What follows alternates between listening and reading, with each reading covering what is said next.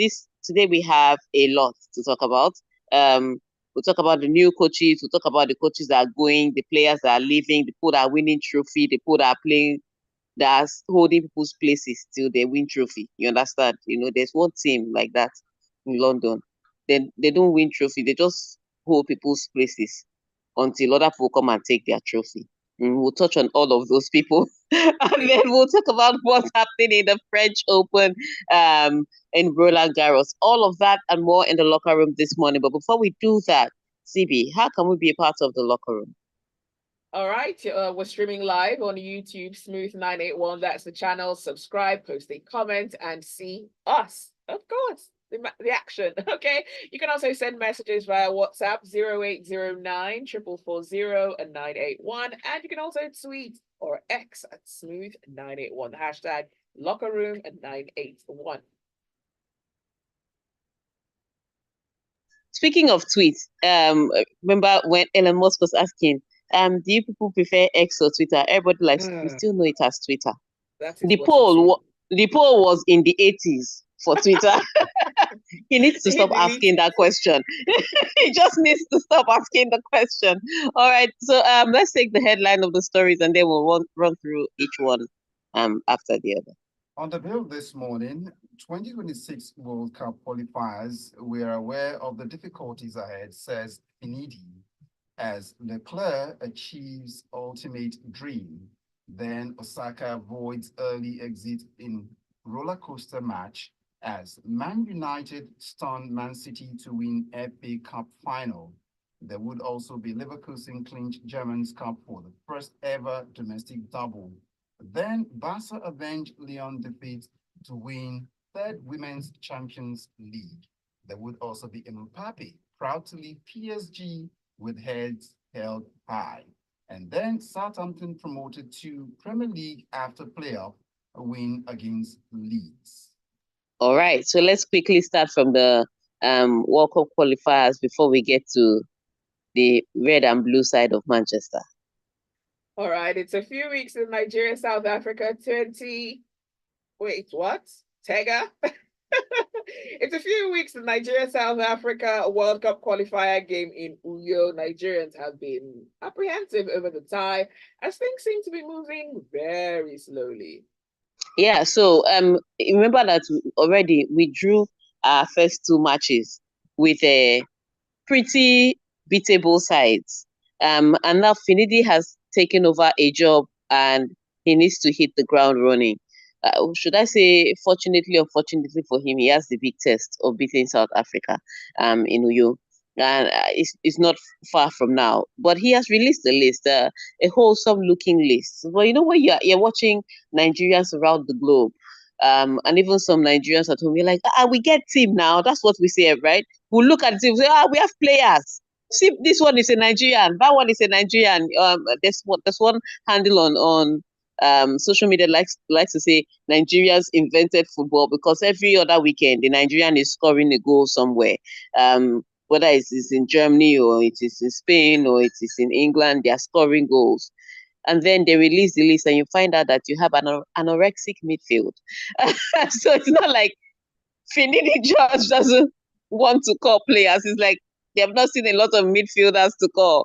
But the team looks wholesome. The team looks good.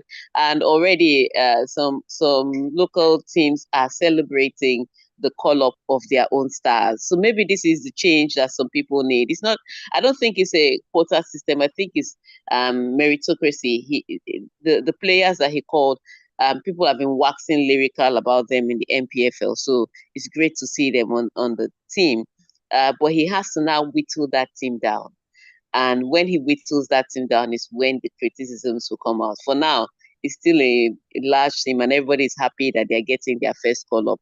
But you're not called up until you make the final cut and get to the camp. And that, therein lies the issue. So Finidi George took the job at a tough time, very tough time. To lose, I'm telling you, to come into to the World Cup qualifier where you've dropped 4 points and then you have to beat South Africa. can be tough. Can be tough in a competitive space. Some people say, "Oh, but we beat Ghana for the first time in a long time." Yeah, but that was a friendly. This is a competitive space now, and it's a completely different kettle of fish. So let's see how it goes. You tell us your thoughts on the George Finidi list. The numbers to send your messages to are 0809 all right. 0809 So if you've seen the Finidi George team list, you can just quickly look it up and tell us what your thoughts on that team list are. All right, so let's go to the next story. Let's go to the tracks and see what Ferrari driver Charles Leclerc said. He had tears in his eyes as he was on the verge of completing what he described as the ultimate dream and winning Monaco Grand Prix. Yes, so Charles Leclerc is one of those Monaco babies, rich from birth. He was born in Monaco. He saw the Monaco Grand Prix track go up, and then he became a Formula One driver, and he's still living in Monaco. So the soft life that we all aspire to. Unfortunately for him, he hasn't won in Monaco. All these years, sometimes he take pole position and he still won't win. He will have did not finish, did not start. He will come in second. It was beginning to look like a curse. But this weekend was fantastic for them. It started with Red Bull, sorry, Max Verstappen in particular. I'm coming out to say that Red Bull is going to struggle, and I was like, as long as you get a good track position, you're going to be great. But Red Bull did struggle. My goodness, in qualifying where they usually shine, and he'll put in one great lap and get pole position, he couldn't. Ended up sixth on the grid. Perez was even worse off. And so once Red Bull started struggling, the likes of Ferrari and McLaren started battling, for the top spot. You know how it is. Once the cat is out, the rats will come out to play. And so they started battling for the top spot. And Ferrari won that top spot because and the race started yesterday. It looked spectacular for a good race. First lap, oh, like the lights went out, the cars just drove a little, red flag. There, I think it was Magnussen that hit Perez, and Perez crashed into the wall. In fact, bottom line is that the only part of the car that was left intact for the Red Bull of Sergio Perez was the middle part where he was sat in. The front and the back completely broken off. So that we had a long red flag for that. And then once they restarted, it was Ocon driving into his teammates and flipping him in the air. I was like, oh, this race is going to be interesting. If the first two laps of the race, they already have mega accidents. My brother, I was wrong, because after that, it was a snooze fest. Nobody was overtaking, nobody could overtake, and it was not for lack of trying. You would close the gap, but because of the way the Monaco track is, it makes it very hard to overtake, which is why I said once you get a good track position from qualifying, you are good to go. So yeah, as after the first two accidents, everything else was just dry, a boring fest, a snooze fest. We all went to sleep. The only exciting news was that Red Bull did not make the podium, because Charles Leclerc won the race. Oscar Piastri came in second, and Carlos Sainz came in third. So no Red Bull in the top three. As some people will say that's great news. I say that race was boring. We need to do something about that Monaco track so that there'll be a little bit more drama and overtaking. Mm-hmm. All right, moving from the tracks to the courts, four-time major winner Naomi Osaka said her first round win over Italy's Lucia Bronzetti at the French Open was like a roller coaster. It was a Tega, roller coaster, because the match started off very fine, especially for Naomi Osaka. Bronzetti struggling to keep her sets. Naomi Osaka sending in winners. Every other shot was a winner. And she won the first set, 6-1. Then we get to the second set, and it looked like a completely different Bronzetti that had come out. And she'd hold herself, Naomi will hold herself, and Naomi will look like she's getting looks into Bronzetti's self. Bronzetti will shut the door. And then Bronzetti now broke her in the last game to take the second set. And then we get to the third set. Bronzetti was, I think, 1 point from being 5-0 down. after that, she won the next 4 games to equal the match. In fact, she actually looked like she was going to take the third set from Naomi Osaka, but Naomi Osaka was able to stop the rot after Bronzetti won four games in a row, and then went on to win the match. But yes, it was a roller coaster, and if she had lost in her first match on clay, I don't think anybody will be batting an alley because it's her least favorite surface. So people don't really expect her to win there, but she's won her first match, and should things go according to plan, her second round match is against Iga Swiatek, the best woman on clay now. It's like the reward for good work is more work. That's what it is, and that's literally Naomi Osaka's life. Also in the French Open today, uh, let me start with Wawrinka. Wawrinka played Andy Murray last night, and he knocked out Andy Murray, and that could be Andy Murray's last match at the French Open. But everybody will be sitting tight today and twiddling their thumbs, waiting for Rafa Nadal to take on Sasha Zverev. Now, everybody's talking about King of Clay. Oh, Rafa Nadal is King of Clay. It's not the same. It's not the same Rafa Nadal that won 14 titles here. So he's coming in here with the name, with the honor, with all the titles. And Sasha Zverev is coming with a win from the 1000 Masters just last week. So it's a completely different kettle of fish. It's a tough one. And most people are thinking that this could be Rafa Nadal's last match at the Roland Garros. And so I'm sure they'll plan a ceremony. And if he doesn't win after the ceremony, then if he doesn't win after that ceremony, we'll be fine. But if he wins after that ceremony, they might hold it off till the next match, because I know they want to do something. Somebody has won 14 Grand Slam titles on that court. It's going to be, you can't just send him off with a plaque and a thank you. There's going to be some activity around that. So that one I'm looking out to see at the French Open. Is it possible to have one of the courts named after just Rafa Nadal court, just like you have some of the courts around Margaret's court? I don't know, because whose name do they want to drop? They want to drop Lolo, they want to drop Philippe Chatrier. Whose name do they want to drop? But I mean, the statue is already out there, so there's no. Again, I can't say. Maybe further down the line, they can say Rafa Nadal can take a name of a court and then pay for it, because some of these things come with money too. So we'll see. But for now, do you want to kick out Philippe Chatrier or Suzanne Longo? You can't. You can't kick those two out. French, I break the French for now first before it goes Spanish. Yeah. All right, it's still the locker room on Smooth 98.1 FM. Let's get your thoughts coming on to WhatsApp platform on 0809 444 0981. And of course on youtube.com/smooth 981 FM Lagos. Leave your thoughts and we'll read them on the other side. You owe me 2 minutes. 2 minutes. 2 minutes. See, that 2 minutes now would have used it to touch on the next story. See your life.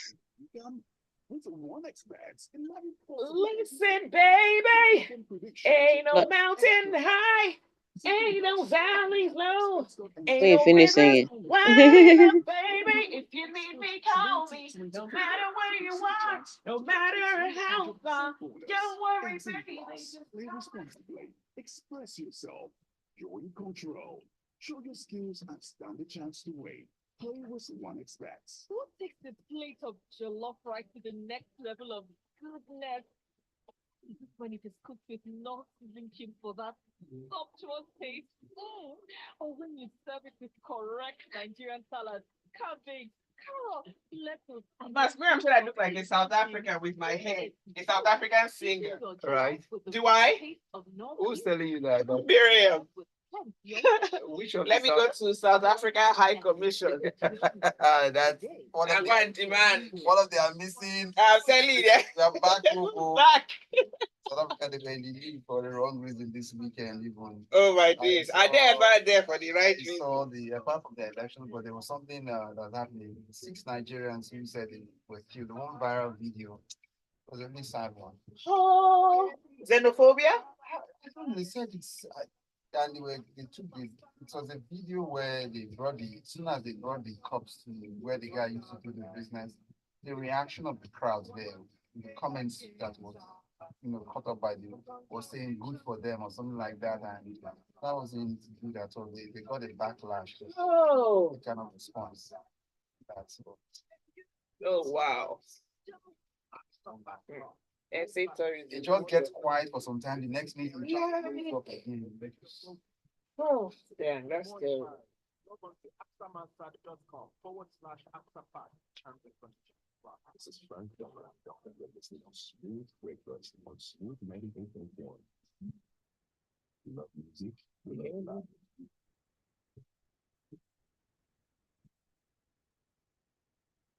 It's still the locker room on Smooth 98.1. Tega, Omatseye, and Zibby. Get in touch. Let us know what your thoughts are. It's all about sports this morning. 0809 4440981. Don't forget, you can also tweet or X. I enjoy doing the X sign. That's Smooth 981. And we're streaming live on our YouTube channel as well. So you can catch the live stream on YouTube. Smooth 981. Don't forget to subscribe because there's always something live on our YouTube. All right. So we're still waiting for those thoughts on George Finidi, but while we wait on that, can we take the next story quickly because that's where it's hot. Let's go on now. Bundesliga champions Bayer Leverkusen battled past second. You have skipped one story now. Omas is walking in the future. Omas, you are doing this deliberately. Man United saved their best performance of a mediocre season to the very end as they upset Manchester City 2-1 in the FA Cup final on Saturday to deprive their rivals of a double. I don't know who saw that coming. I mean, even if you thought Manchester United had it, okay, we really saw it coming because he actually said it before the match. But then again, we don't know if he was actually predicting or if he was telling you what his heart desired, because as a former Manchester United player, cannot be too sure. But what it was the way Manchester United faced Manchester City, and this is what I tell my Arsenal fans every day: mentality is key. That psychological part of the game is quite important. Yes, the tactical part is great, but that mentality is quite important because the way Manchester United showed up on the day, you wouldn't know that they had such a horrible season. It wouldn't occur to you that they were on the verge of skipping Europe completely. They came in as if, yes, this is a derby and we are both on equal footing for this cup. That's the attitude they came in. And yes, they soaked in a lot of pressure because when you're playing against the Manchester City side, chances are they will dominate possession. But the difference between Manchester City dominating possession and controlling the game was that Manchester United allowed Manchester City to hold the ball when Manchester United was comfortable with them holding the ball. So it wasn't a question of they were just hanging on the ropes, trying to survive, doing a rope-a-dope at Wembley. No, is that they were saying you will go here and no further. And so if Manchester City scored from the way that Manchester United were squeezing them, that one they could forgive because they controlled exactly where Manchester City went. And then when the counter came, they took advantage of it. And it was the beauty of the counter attacks. It was swift, it was intentional. They put the ball in the back of the net and they run back into the position and set up like a spiritual force. like village spirits. They were not leaving that family. It was such an impressive, intentional, dominant position by Manchester United. And so Manchester City was the one, if despite the fact that they had the ball for most of the match, they were the ones struggling to create anything. And then even after a while, Pep Guardiola was tired. He was like, okay, maybe they've read what Kevin De Bruyne can do, and he brought him out and tried to switch things. As he brought him out, they said, that's even better. You've taken out the most lethal person in your team. And they continued to hold forth. So it was even the goal that Manchester United conceded. It was Doku kicking the ball from a long way out. So they restricted them to the long shots. I think the most dangerous of Manchester City's shots at goal came from just about outside the 18-yard box. And that's how much they restricted them. So some people say, oh, but that's what everybody does. You don't just sit back and stop them from scoring. You determine where they get possession. You determine how dangerous they can be. And that's the difference between sitting back and setting up a defensive position. And Manchester United did brilliantly. I guess Eric Ten Hag wanted to just show them before he left. You know, Eric Ten Hag now, with all you want to say about Eric Ten Hag, you want to abuse him, he's not a good coach. You want to abuse him, he's not a good communicator. Eric Ten Hag has won 2 trophies in the 2 seasons he was in Manchester. Mikel Arteta cannot say the same for himself.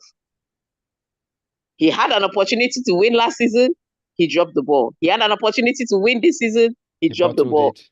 He bottled it like he's bottling company that he is. And so at the end of the day, when all is said and done, they will tell people with their trophy parade to come outside. Arsenal will not be parading any trophy, despite the fact that you will say that they had a brilliant season. So fantastic one for Eric Ten Hag. He lives on a high at least. He lives with a trophy. I don't know if he'll be part of that trophy parade, but he lives with the trophy. But that's what Arsenal should aspire to do, that mentality of getting back to trophy winning days. But if they don't have trophy, right, but they've got a beautiful stadium at least, or a beautiful home to go back to at least. I beg, how many people? Don't they have beautiful stadium? Real Madrid has beautiful stadium, but they are still winning trophy. What are you telling me? they say somebody is an Olodo. You say he has fine handwriting. Yeah, I've told you this before. It doesn't work. All right, let's go on to Germany. Bundesliga champions Bayer Leverkusen battled past second division Kaiserslautern 1-0 on Saturday to win the German Cup and secure the club's first ever domestic double. Yeah, people in North London cannot relate. See how people are winning trophies left, right, and center. Those fans cannot even talk again. It's not good to be an elephant. Always walk out, so that you'll be an elephant. But a fantastic season for Bayer Leverkusen and fantastic first season for Alonso. Because regardless of how they want to write the Bayer Leverkusen history now, he's a part of it. Their first ever double. So he won the league, he won the German Cup. And yes, he could have been celebrating the treble if not for Ademola Lookman. Thanks to Atalanta. Thanks to Ademola Lookman, not which Atalanta. Okay. Ademola Lookman is the man. Thanks to Ademola Lookman. Yes, Black man to cancel black magic. That's all it is. But ultimately, brilliant season for Bayern Leverkusen, and it wasn't easy for them to get this win. They played brilliantly, but they still also struggled to take the chances, the opportunities they created. And eventually, they scored the goal required to win them the trophy, and that's what it is. So Alonso has done a great one with the club in his first season. He said he's not going anywhere, and that's interesting to note that he's not going anywhere because his mates who have achieved less than him are getting wooed by Bayern Munich. In fact, are getting jobs from Bayern Munich, and he decided to sit in Bayer Leverkusen. But let's see how that works out for him. But it was a brilliant season for him, and congratulations to the Nigerians on his team, Nathan Taylor and Boniface. And if you are not following Boniface on social media, you are sitting on a long thing. Because Boniface is the one giving you all the behind the scenes that you want to see. But congratulations to Bayer Leverkusen on the brilliant season. So Xhaka left Arsenal and won the double. Chai, Arsenal fans, today I'm here for you. You people are always coming to my social media to harass me. Today I have microphone, I will harass you back. You cannot relate to all these trophy celebrations. All right, let's take the next story. Now to Spain, where Aitana Bonmati and Alexia Putellas struck to earn Barcelona their third Women's Champions League trophy, securing a 2-0 triumph over a record 8-time winners Lyon on Saturday. Yes, Lyon, the team to beat in the Champions League for most years, but also Barcelona has been a tough one, and especially having the current World Footballer of the Year in Aitana Bonmati and previous World Footballer of the Year in Alexia Putellas. They had an advantage. So coming into this one, a lot of people would have said, yes, maybe Barcelona win it, but they were also very wary of what Lyon can do in the Champions League, because Lyon had developed this Bayern Leverkusen thing where they not play brilliantly, and then in the last 20 minutes of the game, they'd come with goals. So it was going to be a tricky one, but Barcelona played brilliant football from start to finish, scored the goals they needed, and won the tournament for the third time. The more brilliant news is that even if Asisat Oshoala has moved to the United States, she still gets a UEFA Champions League medal for this season because she was part of the team up until December. So even if she had moved to another team in Europe, she wouldn't have been able to compete in the Champions League for that team. So so she won. Now that they won the title, she won the title with them. So congratulations to Asisat Oshoala again. And in today's lesson in class, what have you learned again? Like big calls will say on social media, Nigerians invented football. All All right, right. now Okay. should we go on to the next story? Yes, let's take the last story. All right, Kylian Mbappe says he's proud to leave PSG with his head held high after winning Saturday's French Cup final, but he also says he would wait for the right time to confirm where he will be playing next season. Oh God, we know where you're going. No need to confirm anything. There are not many people that can afford you, not in money and not in attitude. Certainly not in attitude, but I think it was high. It was a good high to be celebrated after winning a trophy. And despite the fact that it's not the trophy everybody desired for him to win, because I mean, PSG didn't spend all that money to get all the great players they did to win French Cup. With all due respect to French Cup, they wanted to be playing in the Champions League on the 1st of June. So that's a completely different story entirely. But congratulations to him. He's won the French Cup, so he's leaving with a double. It still doesn't mean he will still go into his new team, not like the Superman, except his new team is Arsenal. He will not be going there like the big dog. He'll be going there like the underdog. So let's see what the future holds for him and his new attitude in his new team. But it was not the best season for PSG at all, and I'm sure they'll be able to find a way to rebuild and get back to winning ways. Also, this weekend, we said goodbye to Toni Kroos. It was an emotional farewell. Real Madrid didn't win their match, but they celebrated Toni Kroos leaving the club, and then they put out all his trophies. I was like, wow, this is why you shouldn't play for that North London club. Anyways, let's take their story, their messages. Let's go to YouTube because we've got piles of messages waiting there. And Padre Pio says that headline about Mbappe leaving PSG with head held high is misleading, please. Which head? Which high? He's leaving with his tail between his legs, I beg. And I'm telling you. Adefemi Mafe says, what is the point struggling to finish Europa League position only to be relegated to Conference League a week later? Femi from Satellite Town sent in that one. And then I'll find... And he's talking about Chelsea there, just in case you don't know. Manchester United winning the FA Cup means that Chelsea drops to the Conference League. Then Gabriel Imade says, nice seeing you guys. Beautiful lady. And it goes on. Then Tega, the sports analyst extraordinaire. Ten Hag, Nascam, man, you should follow Chelsea steps. Next season, Guardiola is doing a fifth for sure. That's what he has to say. Let's go over now to WhatsApp. We've got messages waiting already. Ibukun from K2 says, glory, glory, Man United. We showed Chelsea how to really finish strong. I love the way we bounced Chelsea to Europa Conference League and Newcastle out of Europe. We made Haaland and KDB look ordinary. NASA is studying the pass from Bruno. Ibuku from K2 sent in that one. AY from Oniru has this to say and says it's happy with the selection of players called up by coach George, Finidi George, especially the local home-based players like Sadiq Ismail of Remo Stars getting his first ever national team call-up. As for the FA Cup final over the weekend, it was a clear case of match fixing. In his opinion, it was too obvious that City sold the game. Then Moses. Okay. Yes. Moses has this one to say exactly what we're Chelsea fans thinking, that Pep will help them. Jokers. Conference League, where are you? Belong where you belong, Jerry. Expect a strange UCL final. X Fact sent that one in. Zibby. All right, let's see.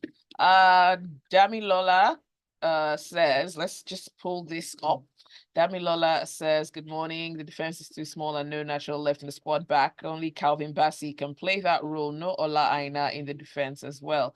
Mohammed says it seems that Allah may answer his prayers with the Celtics versus Mavericks final. I hope you Timberwolves don't make a comeback. Emeka Onelum says Chelsea fans were happy they qualified for Europa League, only to be relegated to the Conference League after United won the FA Cup. In summary, Chelsea got knocked out of Europa without kicking a ball. Chelsea in the Conference League will look like that Agbaya in nursery school. We I'm are telling out you. of time. We see All right. Mayo Shadari, Yeah. Yinka from VI. Read one. We see. Oh, there's so many messages. Unfortunately, we can't take all those messages. We thank you for sending those messages, however, to our WhatsApp platforms and our YouTube platforms. We thank you for tuning into Smooth 98.1 FM to listen to the locker room. And we hope to see you back again on Wednesday. Have a great week.